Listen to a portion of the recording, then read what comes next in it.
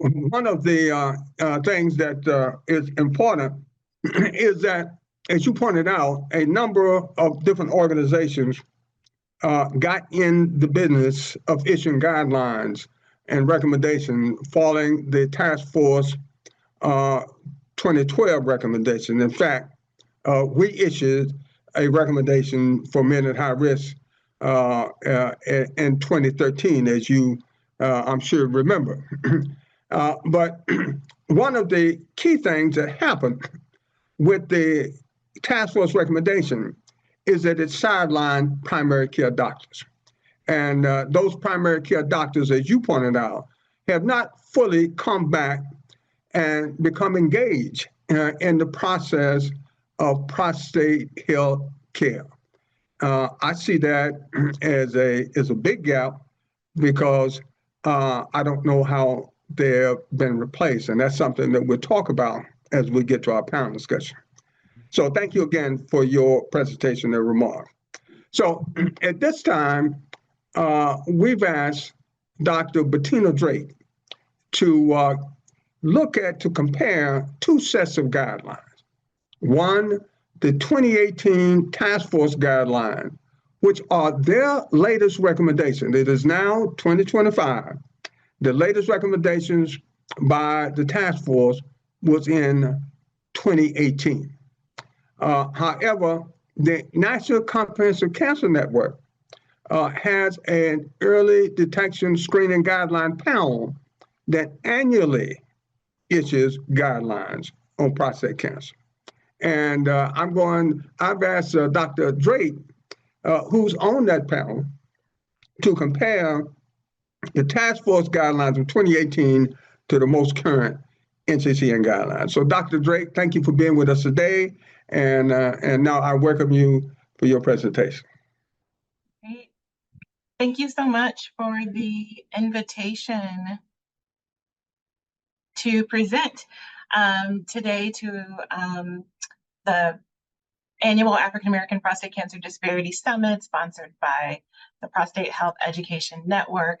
And so I'll be talking about the NCCN guidelines, the National Comprehensive Cancer Network guidelines, and how they address things a little bit differently than U.S. Preventive Services Task Force. So I'll start going back a little bit, and my first couple of slides might be a repeat of some of the things that Dr. Carter already drove home. So Dr. Carter mentioned the U.S. Preventative Services Task Force guidelines, and when those guidelines came out in 2012, it really did have an impact on screening. And you can see in this graph here, and this is data from the National Health Interview Survey of men over 40 and who were screened. The blue line is the year 2005. The yellow line is 2010, and the gray line you'll see that's lower than those other 2 years is 2013. You can see a marked decrease across all age groups in PSA screening after the release of that 2012 recommendation of a grade D, which essentially recommends against screening for prostate cancer.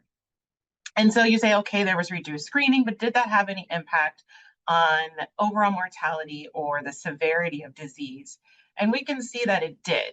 On the left-hand side, this is localized prostate cancer. And so these are cancers that are diagnosed at an early stage. And again, at the bottom, we have 1999. On the left of each graph is 2017. So after the grade D recommendation from the task force, you see 2013, 15, and 17, the diagnoses for localized prostate cancer was about flat. It was no longer decreasing like it had been in previous years, but it became flat. The alarming statistic is this graph on the right-hand side. And this is a graph of diagnoses of metastatic disease. And you'll see that starting in 2013, again, after that recommendation to against screening, we see marked increases in diagnoses of metastatic prostate cancer. So in just these data, it just drives home the point that these recommendations do have an impact on the disease outcomes, as Dr. Carter mentioned. So when we think about the task force, we've only seen grade a C or D from the task force. And so what does it mean? The task force recommends a grade C if there is at least moderate certainty that the net benefit is small.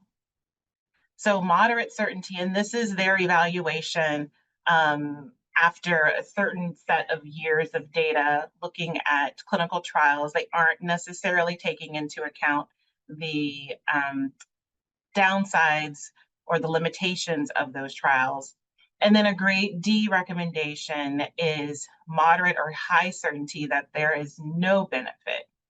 And so this is what they're saying when they administer either this grade C or a grade D. And remember, grade D means that their primary care providers and other providers are to discourage the use of that service. And particularly here, we're talking about prostate cancer screening. So that recommendation, as Dr. Carter has already mentioned, the 2018 recommendation, after we saw these increases in prostate cancer, metastatic prostate cancer diagnoses after the grade D recommendation in 2012. In 2018, they reviewed additional data, reviewed public comment that I know the Prostate Health Network and so many other organizations provided comments. And in 2018, they came out with a grade C recommendation. Now, this essentially means that specifically for men 55 to 69, and if you remember this age 55, because this is unique to the task force recommendations, men 55 to 69 should enter into informed decision-making. They should have a discussion. So again, a grade C is not about recommending screening, but about recommending that those men have a discussion and consider whether or not screening is appropriate for them. And there's language in there on screening offers a small potential benefit of reducing the chance of death from prostate cancer in some men. However, many men will experience potential harms of screening. And they go on to identify some of those that, again, Dr. Carter has already gone over: potentially false positives, overdiagnosis, overtreatment, treatment complications, and so on. But the task force also, for men 70 years of age and older, recommended against PSA-based screening for prostate cancer. And before I go into kind of contrasting this with NCCN prostate cancer early detection guidelines, note that there is no mention of high risk. There's nothing about how often people should be screened or things like that. Now, as Mr. Farrington mentioned, the National Comprehensive Cancer Network has a panel on prostate cancer early detection. And this panel meets regularly. We meet more than once a year, but these guidelines are updated at least once a year, if not more than that, as more data is made available and evidence is shown to be strong in a particular area. So the panel's goal is to maximize the detection of early prostate cancer, understanding that increasing prostate cancer screening will increase both indolent, which are slow-growing cancers, as well as aggressive, which are fast-growing prostate cancers. Screening will increase the diagnosis of both of those. So the challenge is, how do we minimize the overtreatment of those indolent cancers by accurately characterizing the biology of that detected cancer? So it's not to just pull back screening across the board for everyone and risk those more aggressive cancers being diagnosed later, but how do we minimize that overtreatment by more accurately detecting those indolent cancers separate from the more aggressive cancers? And so you'll see in my next few slides that the NCCN has several ways in order for us to be able to improve that identification of the aggressive cancers while avoiding further treatment or diagnosis of the indolent disease. So the overall goal is to detect the clinically significant prostate cancers early, minimizing diagnosis.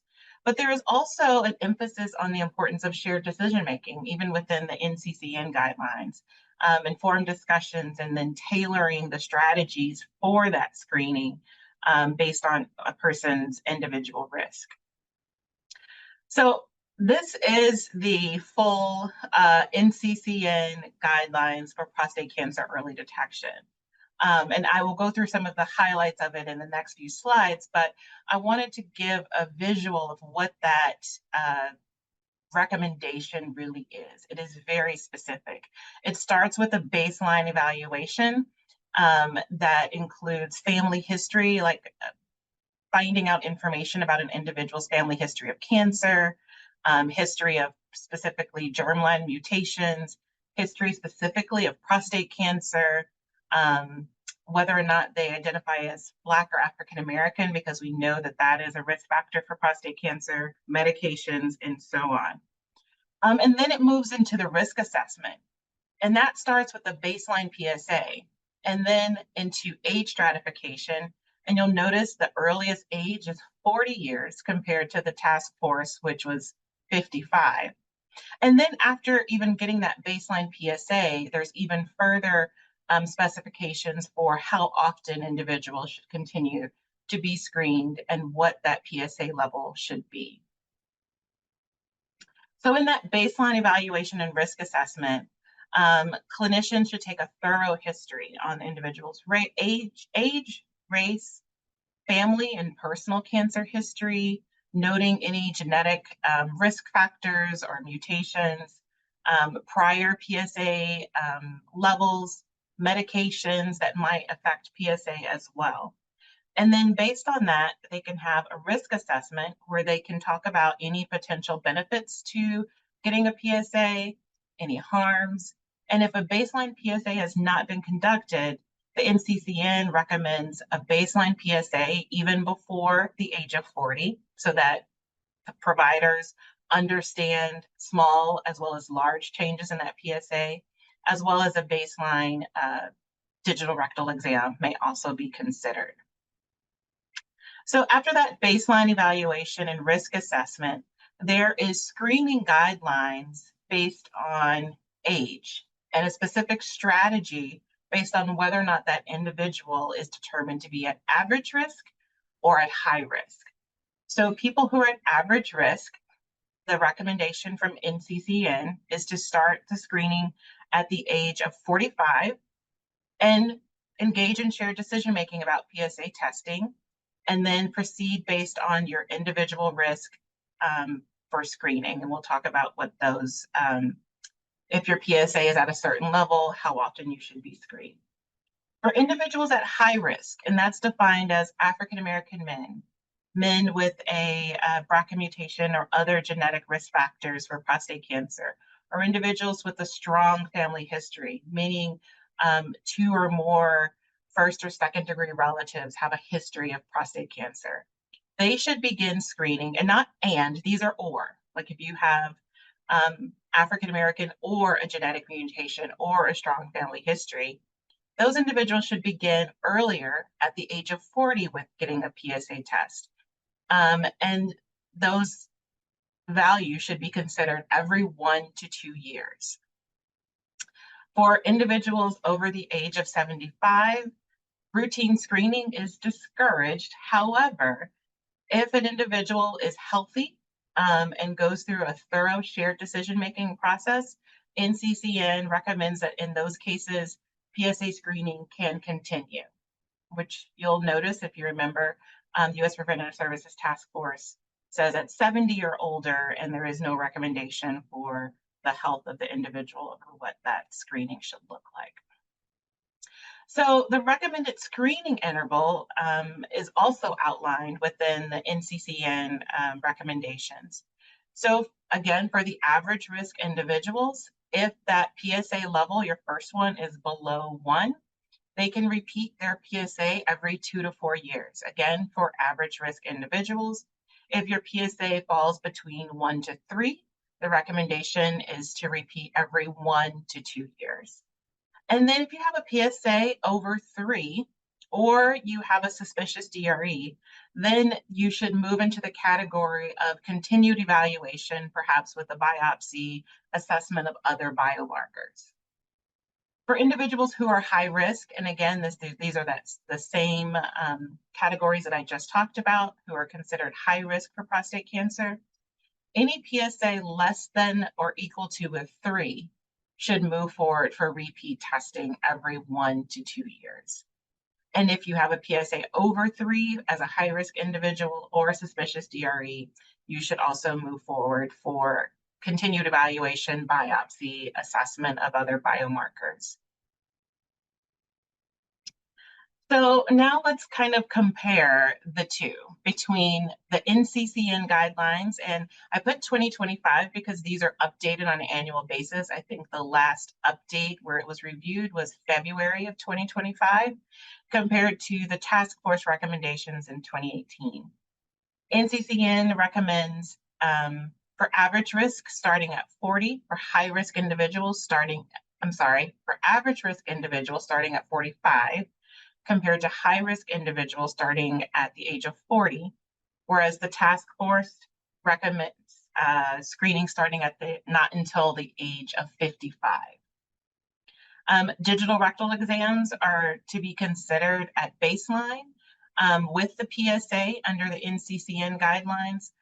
It's not a recommended screening tool under the task force guidelines. Again, NCCN provides screening intervals for how often you should be screened based on your PSA level, whereas there's no specificity for that under the task force guidelines. And similarly, there are recommendations for MRI or assessment of biomarkers based on your PSA level, and we don't have that level of specificity again within the task force guidelines. We have very clear and defined high-risk groups that are addressed under the NCCN guidelines. However, the task force they don't have an approach to that and stated that there was insufficient evidence for a special pathway for high-risk groups.